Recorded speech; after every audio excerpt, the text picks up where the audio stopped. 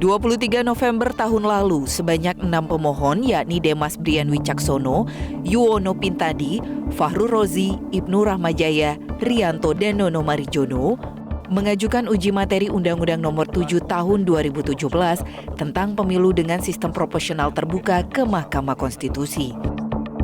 Kuasa hukum pemohon Sururudin mengungkapkan bahwa Demas Brian Wicaksono adalah seorang pengurus Partai PDI Perjuangan di Kabupaten Banyuwangi.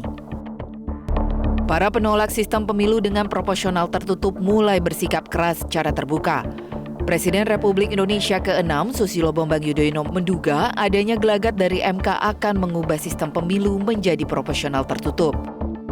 Upaya mengganti sistem pemilu menurut Ketua Umum Partai Nasdem Surya Paloh justru akan menjadi ancaman bagi stabilitas politik. 8 Januari 2023, sebanyak 8 elit partai politik di Dewan Perwakilan Rakyat mendeklarasikan keputusan menolak penggunaan sistem proporsional tertutup.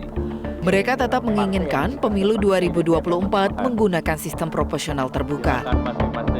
Adapun 8 parpol dalam pertemuan itu terdiri atas gabungan parpol pendukung pemerintahan Joko Widodo serta parpol oposisi. Hanya Partai Demokrasi Indonesia Perjuangan yang absen hadir. Pasalnya, partai yang dipimpin Megawati Soekarno Putri ini mendukung pemilu 2024 digelar dengan menggunakan sistem proporsional tertutup. Sementara itu, Wakil Presiden Ma'ruf Amin menyatakan konsisten mendukung pemilu 2024 menggunakan sistem proporsional terbuka. Namun Wapres menegaskan bahwa pemerintah tetap akan menaati keputusan MK jika akhirnya menyetujui sistem proporsional tertutup. Saya kira sudah oleh Menteri Hukum, saya kira sudah ada. Ya, bahwa pemerintah juga mendukung pemilu terbuka. Kemudian partai-partai, 8 partai juga minta terbuka. Banyak opini masyarakat juga seperti itu. Tapi andai kata MK memutuskan lain kan semua keputusan MK itu harus tunduk final and binding. Apakah pernyataan Wapres itu bisa diartikan sebagai sinyal kepada Hakim MK untuk memutuskan dengan mempertimbangkan keinginan publik? Entahlah. Keputusan ada pada 9 hakim konstitusi. Apakah berani mengkhianati demokrasi atau justru amanah menjadi penjaga konstitusi? Tim Liputan, Metro TV.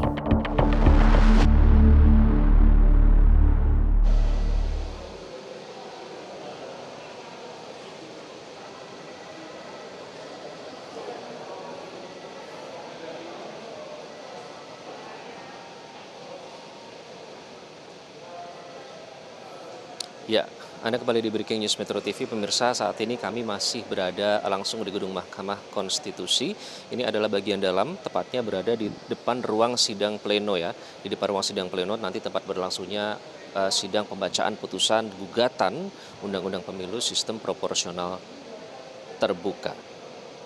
Ya, dan ini adalah gambar yang ada di dalam ruang sidang di mana sebanyak 9 hakim Mahkamah Konstitusi dinyatakan akan hadir dalam sidang pembacaan putusan gugatan sistem pemilu proporsional terbuka kali ini. Dan di belakang saya ini adalah meja yang sudah disiapkan jika nanti akan ada konferensi pers. Terkait dengan sistem atau pengamanan pada hari ini, pihak Mahkamah Konstitusi menyatakan bahwa mengingat bahwa sidang hari ini dan juga sudah berlangsung selama beberapa bulan, lebih tepatnya 6 bulan ya, sejak November 2022, ini menuai atensi yang cukup besar dari publik, sehingga pengamanan pun ditingkatkan baik di dalam maupun di luar.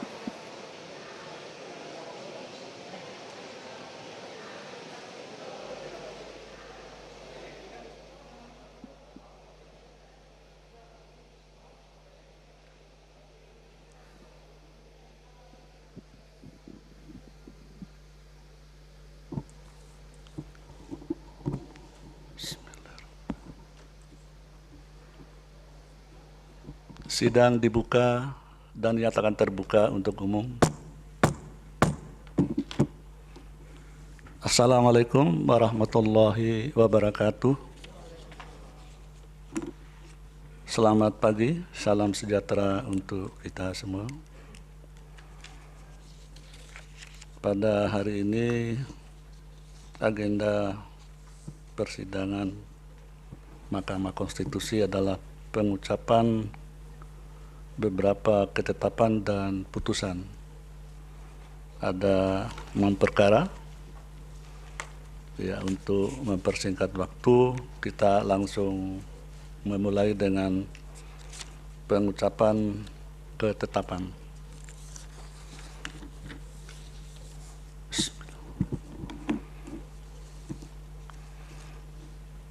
Ketetapan nomor 44 garis miring PUU garis datar 21 garis miring 2023.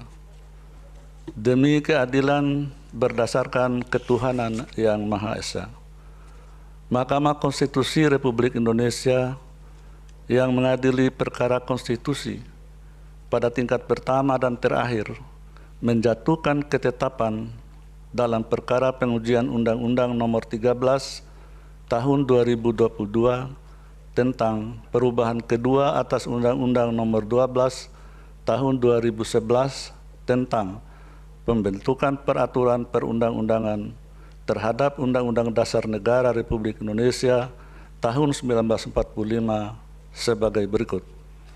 Menimbang A.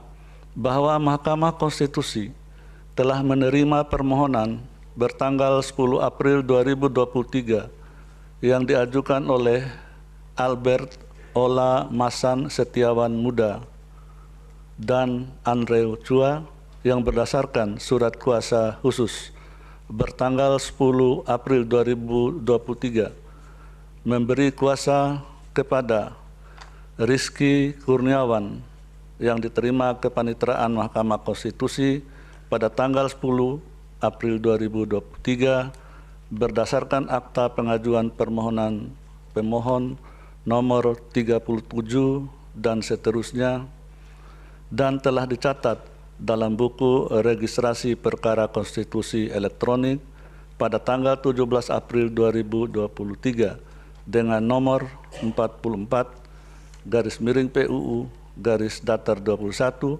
garis miring 2023 mengenai pengujian Undang-Undang Nomor 13 Tahun 2022 tentang perubahan kedua atas Undang-Undang Nomor 12 Tahun 2021 tentang pembentukan peraturan perundang-undangan terhadap Undang-Undang Dasar Negara Republik Indonesia tahun 1945. B. Dianggap dibacakan. C.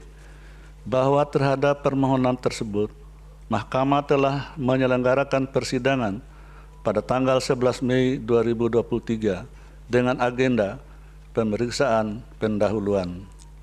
D. Bahwa Mahkamah Konstitusi pada hari Selasa tanggal 23 Mei 2023 telah menerima surat elektronik bertanggal 21 Mei 2023 dari para pemohon yang pada pokoknya para pemohon menarik atau mencabut kembali permohonan pengujian Undang-Undang Nomor 13 Tahun 2022 tentang perubahan kedua atas Undang-Undang Nomor 12 Tahun 2011 dan seterusnya. Dalam perkara nomor 44 garis miring PUU garis datar 21 garis miring 2023. Selanjutnya, perihal penarikan permohonan tersebut telah dikonfirmasi Mahkamah kepada para pemohon atau kuasanya secara lisan dalam persidangan dengan agenda pemeriksaan pendahuluan untuk memeriksa perbaikan permohonan yang dilaksanakan pada hari Senin tanggal 29 Mei 2023 dan para pemohon membenarkan ihwal penarikan tersebut. E. Bahwa terhadap penarikan kembali permohonan para pemohon tersebut, Pasal 35 ayat 1 Undang-Undang MK menyatakan, dianggap dibacakan. F. Bahwa berdasarkan ketentuan sebagaimana dimaksud pada huruf E di atas, rapat permusyawaratan hakim pada tanggal 5 Juni 2023 telah menetapkan pencabutan atau penarikan kembali permohonan perkara nomor 44 dan seterusnya beralasan menurut hukum dan para pemohon tidak dapat mengajukan kembali permohonan aku. G. Bahwa berdasarkan pertimbangan hukum pada huruf F di atas, rapat permusyawaratan hakim memerintahkan Panitera Mahkamah Konstitusi untuk mencatat perihal penarikan kembali permohonan pemohon dalam buku registrasi perkara konstitusi elektronik dan